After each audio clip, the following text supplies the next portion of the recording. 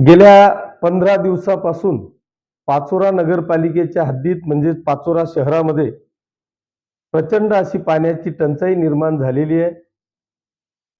अनेक लोकांकडून फोन येत आहेत, प्रत्यक्ष लोक येऊन भेटत आहेत, वृत्तपत्रांमधून बातम्या येत आहेत आणि म्हणून त्या बाबतीत आपण जनतेशी संवाद साधावा या उद्देशाने आज मी आपल्या माध्यमातून जनतेपर्यंत पोहोचण्याचा प्रयत्न करतोय.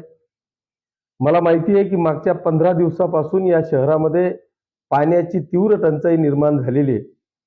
याचं कारणही तसं आहे की मी मागच्या 8 दिवसापासून माननीय जिल्हाधिकारी असतील किंवा इरिगेशनचे अधिकारी असतील यांच्याशी चर्चा करून तात्काळ पाणी सोडावं याबाबतच्या चर्चा करत असताना त्यांनी विनंती केली होती की मागचे अजून आम्हाला एक 15 दिवस द्या. याचं कारण असं होतं की गिरणा डॅम मधून पाणी सुटल्यावर मध्ये जामध्या धरणात तिथून डावा आणि उजव्या कालव्याला पाणी जातं, परंतु जामदा धरणाला भिंतीला एक मोठा तडा गेलेला होता.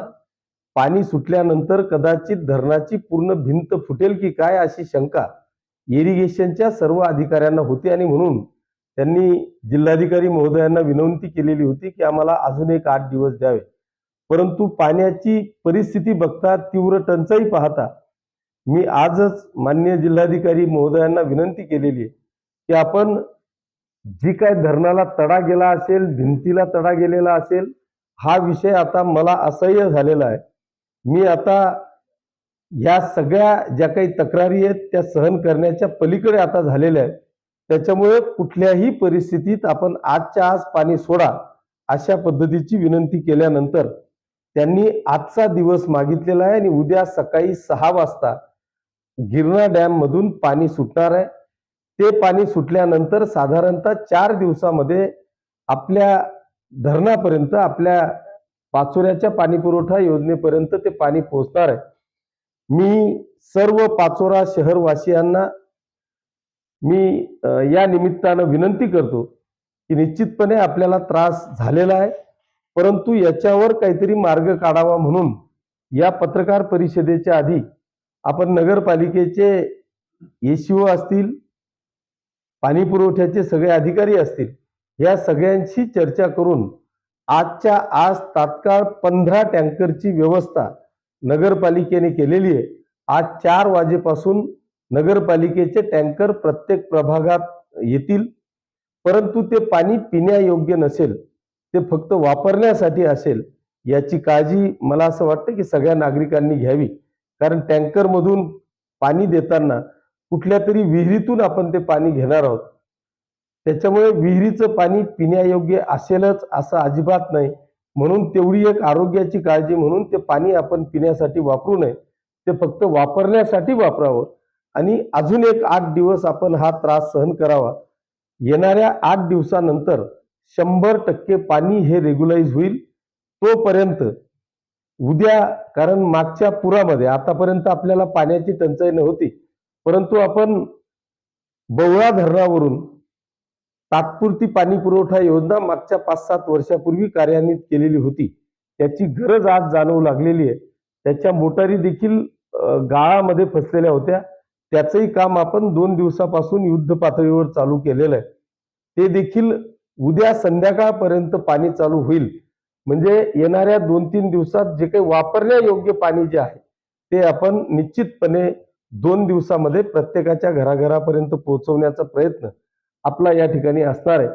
परंतु या पार्श्वभूमीवर हा आता मला सांगताना आनंद होतो की मागच्या काळामध्ये आपण जे काही पाचोरा शहराचा विकास तुमच्या सगळ्यांच्या सहकार्याने आपण करू शकलो, परंतु आता माझ्या मनामध्ये किंवा डोळ्यासमोर आता एकमेव विषय उरला आहे, तो म्हणजे 24 तास आपण या नागरिकांना पाणी कसं देऊ शकू याचा प्रयत्न आपण करत आहे.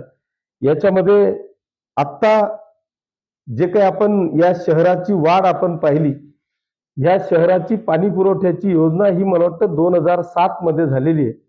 आता 7 म्हणजे 13 आणि हे 24 म्हणजे जवळपास 15-16 वर्षाच्या वरती या पाणी पुरवठ्याच्या योजनेला झालेला आहे.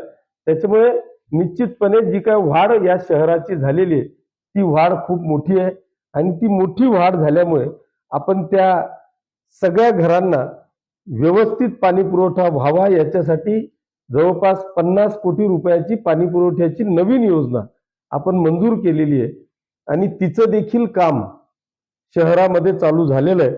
त्याच्यामुळे येणाऱ्या काही दिवसांमध्ये हे पाणी सुरळीत आणण्याचा आपण प्रयत्न करणार आहोत. पण तरी सुद्धा मला वाटतं ही 50 कोटी रुपयाची पाणी पुरवठ्याची योजना आणून सुद्धा आपण 4 दिवसापेक्षा कमी वेळात पाणी देऊ शकणार नाही. ही वस्तुस्थिती आहे, हे नाकारता येणार नाही. पण आपल्याला जर का 24 तास पाणी द्यायचं असेल तर आता गिरणीवर अवलंबून राहून आपल्याला चालणार नाही किंवा बवळावर अवलंबून राहून आपल्याला चालणार नाही. ते आता तात्काळ वाघूर मधून आपल्याला जर पाणी पुरवठ्याची योजना आणायची असेल तर मला वाटतं आता आपल्या जिल्ह्यामध्ये सगळ्यात चांगलं आणि पाणी उपलब्ध असलेलं ठिकाण कुठलं असेल तर ते मला वाटतं फक्त वाघूर आहे. त्या वाघूरवरून सुद्धा जळगावची पाणी पुरवठा आहे, जामनेरची पाणी पुरवठा आहे, आता मला वाटतं शेंदुर्णीचं देखील काम चालू आहे, पहूर आहे आणि जळगाव आहे. ह्या 4-5 गावांच्या पाणी पुरवठ्याच्या योजना आहेत. मी निश्चितपणे या राज्याचे जलसंपदा मंत्री आदरणीय फडणवीस साहेब आणि राज्याचे मुख्यमंत्री एकनाथजी शिंदे साहेब यांना विनंती करून ह्या शहराची पार्श्वभूमी किंवा ज्या काही अडचणी आपल्याला भासतायत, वारंवार पाण्याचा सामना आपल्याला जो करावा लागतोय, ह्या सगळ्या अडचणी दूर करण्यासाठी या दोघेही मुख्यमंत्री आणि उपमुख्यमंत्री महोदयांच्या निदर्शनास आणून तात्काळ आपल्याला वाघूर धरणातून पाणी पुरवठ्याची योजना आणून 24 तास पाण्याचा सप्लाय हा आपल्या जनतेला देता येईल अशा पद्धतीची व्यवस्था करण्यासाठी मी आजच जी काही पीएमसी पाचोरा नगरपालिकेने नेमलेली आहे त्या पीएमसीला आजच आपण त्या पद्धतीच्या सूचना केलेल्या आहेत.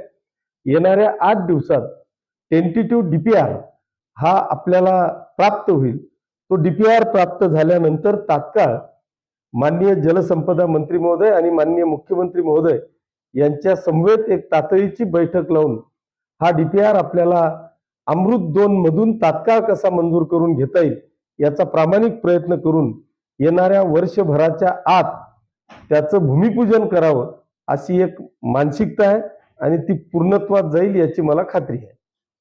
तरी सगळ्यांना मी पुन्हा आव्हान वजा विनंती करतो की येणाऱ्या 8 दिवस जो त्रास झाला त्याबद्दल दिलगिरी देखील व्यक्त करतो आणि येणारे 8 दिवस आपण पुन्हा हा त्रास सहन करावा एवढी एक आग्रहाची विनंती करतो.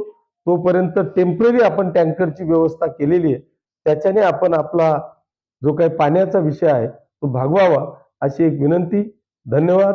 जय हिंद, जय महाराष्ट्र.